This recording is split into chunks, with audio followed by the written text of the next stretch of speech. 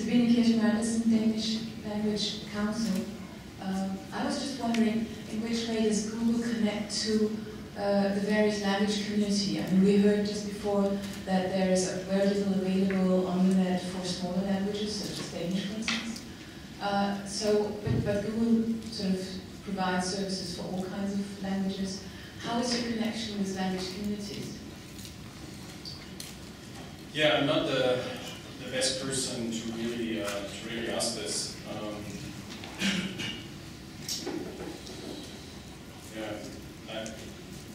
I don't think I can give you a good answer to that question. It's really not my area of work. I think what we do try is we do try to get a lot of languages on par with the main languages, let's say, and often this is really English, right, as the main language. There definitely is an interest for that. A lot of our methods are data-driven, so sometimes it's all about getting the right amounts of data, working together with the community where those resources are available, where we can use them in order to improve our services. Sometimes, though, it also means making much more investments because languages are fundamentally different, right? And it's not just about getting more data, making more significant investments into the system, like whatever, word order, German, Japanese, and some languages that are tricky. So we need to make an explicit investment, and then, of course, we also profit from the research that is done in the research community on very specific languages, and we're interested in that, and we work together via research grants and research collaborations. We also have a large interest in Eastern European languages, so we have like a very close collaboration with folks in Czech and the Czech Republic in Prague, and so on and so forth. It is a little bit spotty. I don't know what the larger program is because it's not where I'm currently working. Anyone else? The question is there. Thank you. Ryan Bush from Linguatech. Following up on the first question before sharing data, I understand that you have recently signed an agreement with the European Patent Office on some working, improving machine translation.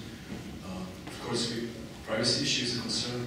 In this case, I would not assume that it would exist. So the question is, would you be willing to share these data with SMEs or research community for exploiting this certainly rich content? Well, I'm not sure what you're asking. So my understanding is... I'll repeat the question. There was an agreement between Google and the European Patent Office. Right. Yeah, I think it's about 3 months old. Right. The question is, I understand you get data, you get quantity text from the European Patent Office. Right. But why wouldn't you go there and get the data? So what we will do is we will train, right, a domain-specific or corpus-specific translation engine, if you like, right, that is now trained on patents so that hopefully it does a better job on translating patents, right? Because we all know in the statistical translation method, right, it depends a lot on what you train on. So basically that's what we are going to do, is my understanding, but the data still resides with the European Patent Office. So this is not an exclusivity deal? Well, that I don't know, but I would just think if you're interested in the data, why don't you talk to the European Patent Office to get the data? Right? It's not data that we own, right? It's data that we have an agreement to help improve the translation for that specific domain, right? Because it has a lot of interest in that domain, and we are also interested in that domain. But I mean, I can find out. But that was just my understanding that the data part, if you ask for the data part, it really comes, in this case, from a third party, from our point of view, the patent office. Thank you. Any other questions? Yes, another question there. Stefan Vogel, CMU.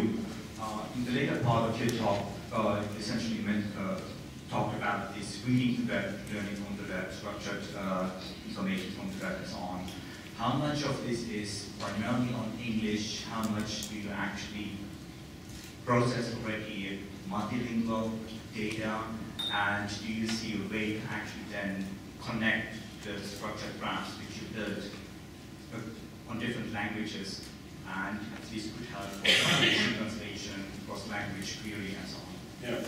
Yeah, these are good questions. I mean, first of all, there are, so I talked a lot about, one example I used here was this up-training example. Actually, there's similar examples, and I'm sure a lot of the experts in the field know that. There's also useful techniques that help you to go from, to take data from resource-rich languages and train models for resource-poor languages where there's less data available, right? So for instance, we do work on, when it comes to parsing these things, we worry about how can we make parsing better in languages where we don't have a tree bank the size that we have in English, and can we leverage that through the use of machine translation, for instance, to then get better parsers in the other languages. We worked on things like universal part of speech tagging and so on and so forth. So there's some work that we do in that direction.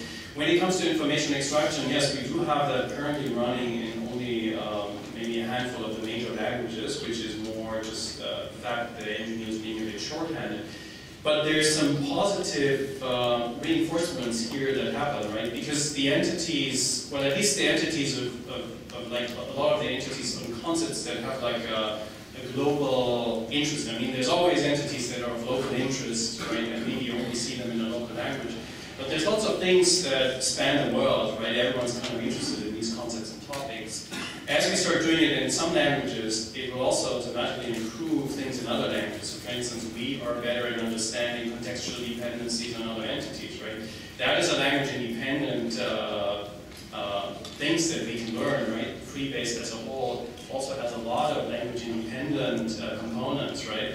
But I agree with you that currently, and when we start, we usually start with English, right? And then it is a question of like how fast are we pushing this out and making it internationally available and multilingual and so on and so forth. I'm always a big advocate because I live in Zurich, right? I know the European perspective, but then there's others who think they are done when they've shown it for English, right? That's also true. But anyway, so this is coming for currently we have it for larger languages, Spanish, French, Italian, German, and we look at the European ones.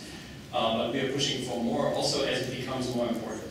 I mean, basically the way it works, right, is initially it is very speculative and we don't really know whether it's going to be working, right? We don't think about making it available in 100+ languages. Once we know, okay, we see it actually works and we get more and more use cases that drive it, right, then the incentives increase to say, okay, we have it in English, we have it in German, maybe we should also have it in these, all these other languages.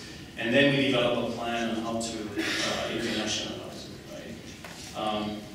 But it is hard to get it into these smaller languages. So if you would start with that, it would be a huge investment without even knowing what the ultimate benefit for the user is, right? So I'm sorry that there is always that delay in getting it into other languages. We are aware of that, but it's a little bit in the nature of how we work. And we are, of course, also driven somewhat by user numbers and somewhat by economics, but I would say more than by users than anything else, right? And if we have like a language that has a few 100 million worldwide speakers and others that have only maybe a few 100,000, then it's clear that we need to make more investment into that more popular language groups.